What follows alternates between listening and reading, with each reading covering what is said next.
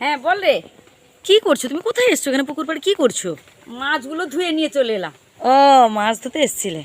আচ্ছা, এই তো পোনা মাছ দেখতে পাচ্ছি। বেশ, পোনা মাছ আর কি রয়েছে?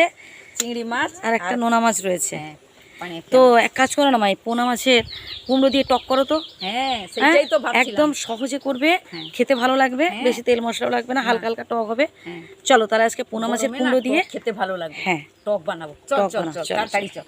ওর মাছের টক বানাবো। কুমড়া নিয়ে চলে এসেছি, তার সঙ্গে আমি নিয়ে নিচ্ছি চালতা। এই যে দেখুন চালতা। তো কুমড়াটা কেটে নিতে হবে। এবারে আমি কেটে নিই, অল্প করেই নেব।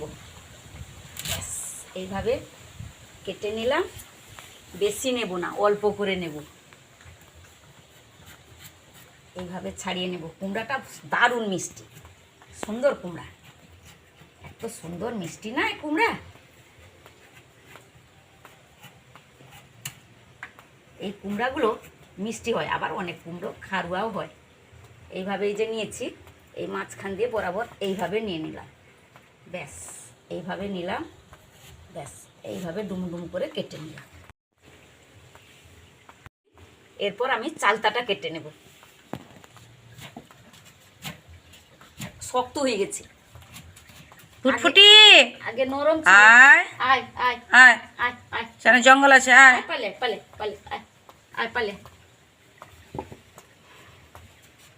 আগে শক্ত ছিল, এখন আগে নরম ছিল, এখন শক্ত হয়ে গেছে, প্রচুর শক্ত। আগে একটুখানি মানে বটিতে দিয়ে দিলে চানাচ করে চলে যেত, এখন হবে না, এখন প্রচুর শক্ত হয়ে গেছে। পালিয়ে আয়, আয় পালিয়ে আয়, সাপ আছে, পালিয়ে। এই উপর ফেড়াটা বাদ দিয়ে দিব। এই যে উপরে এইটা একটু কষা কষা লাগে, কিন্তু চালতা না খুব উপকার।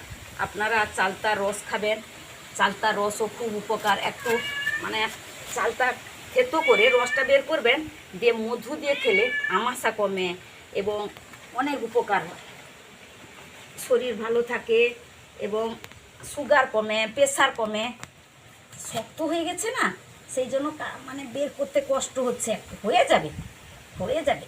শক্ত হয়ে গেছে, আগে নরম ছিল, এখন পর পর শক্ত হয়ে গেছে। এই যে এইভাবে সবগুলো চালটা আমি এইভাবে ভেতরের অংশ বের করে দিয়ে আঁচটা তারপরে আমি ছাড়িয়ে নেব। এই যে নিয়ে নিলাম। এরপর চালতাগুলো আমার যা লাগবে আমি কেটে নিয়েছি, ভালো করে ধুয়ে নিয়ে আমি রান্নাঘরে চলে যাব। বন্ধুরা, টকের জন্য আমি মাছগুলো ভেজে নিচ্ছি।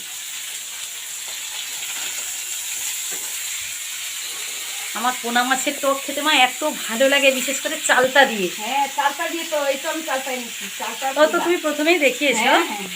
চালতা তার সাথে কুমড়ো, মানে জমিয়ে খাওয়া হবে, মিষ্টি মিষ্টি লাগবে। গরমের সময় না চালতা ভালো লাগে, আর উপকারিতাও আছে। চালতার উপকারিতা। আর বাইরের ওয়েদারটা দেখুন বন্ধুরা, মানে কখনো মেঘ কখনো বৃষ্টি, কি বলবো। এই যে দেখুন এখনকার ওয়েদারটা, আমি আকাশের দিকে একটু ক্যামেরাটা দেখানোর চেষ্টা করছি। দেখুন মানে বাতাস আছে হালকা। মাছগুলো ভেজে নিয়েছি, এরপর পরপর আমি এক এক করে তুলে দিচ্ছি।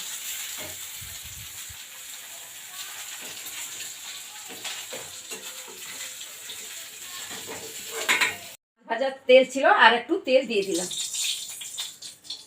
দিয়েছি শুকনো লঙ্কা, দিয়ে দিচ্ছি 5 ফোড়ন। চালতা এবং কুমড়া ধুয়ে রেখেছিলাম, আমি দিয়ে দিলাম। এত সুন্দর সেন্ট উঠছে না, ফোড়ন যে দিয়েছি চালতা এবং কুমড়া, এত সুন্দর একটা সেন্ট উঠছে, মনে হচ্ছে যেন এই কাঁচাগুলো চালতাগুলো নিয়ে খেয়ে।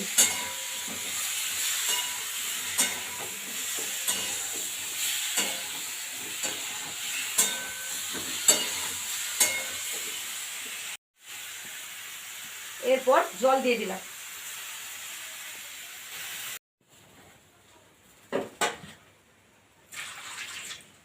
আর একটু জল দেব।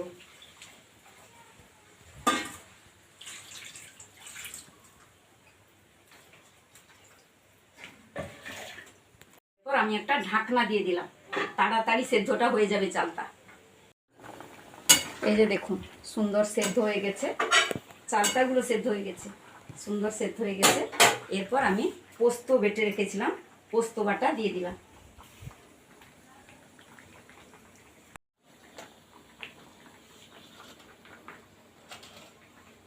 এরপর দিয়ে দিব হলুদ গুঁড়ো,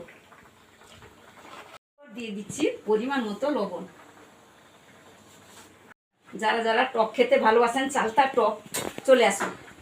চালতার টক খুব ভালো লাগে। আর এর অনেক উপকারিতাও আছে। হ্যাঁ, আমি একটা বইতে দেখেছিলাম, অবশ্য জানি না, তবে একটা বইতে দেখেছিলাম, হ্যাঁ। মানে পড়েছিলাম আর কি, ওখানে লেখা ছিল যে এর অনেক উপকারিতা রয়েছে। বহুত উপকারিতা আছে। মানে অ্যাসিডের প্রবলেম সলভ হ্যাঁ, করে। হ্যাঁ, হ্যাঁ, হ্যাঁ। তারপর যাদের ওই আমাশা আছে, হ্যাঁ, হ্যাঁ। মানে এর আমাশা, কোষ্ঠকাঠিন্য, কোষ্ঠকাঠিন্য সেগুলো এগুলো- ভালো হয়। এবং তবে আমি কিন্তু এটা শিওর কিডনিরও নই। যাদের প্রবলেম আছে না, হ্যাঁ, এটাও আমিও পড়েছিলাম। পড়েছিলাম। কিডনির প্রবলেম থাকলেও চালতার জুস করে মধু দিয়ে খেলে তাও ভালো হয়। এরপর আমি দিয়ে দেব ভেজে রাখা মাছগুলো।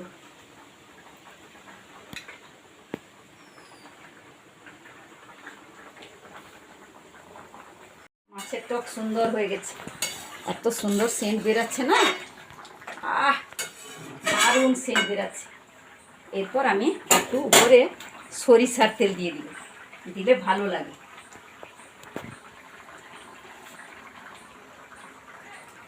এরপর আমি খাবারের জন্য একটা বাটিতে ঢেলে নিচ্ছি।